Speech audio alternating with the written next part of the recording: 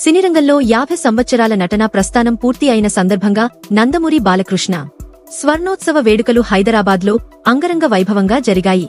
ఈ ఉత్సవాల్లో AP CM Chandrababu Naidu, Telangana CM Revanth Reddy ఇద్దరూ హాజరు కావలసి ఉండగా, ఉభయ రాష్ట్రాల్లో వరదల కారణంగా వారి కార్యక్రమం ఆఖరి క్షణాల్లో రద్దు కావడంతో బాలకృష్ణ తన సినిమా రంగ సహచరులు, కుటుంబ సభ్యుల మధ్య ఉత్సవాలు జరుపుకున్నారు.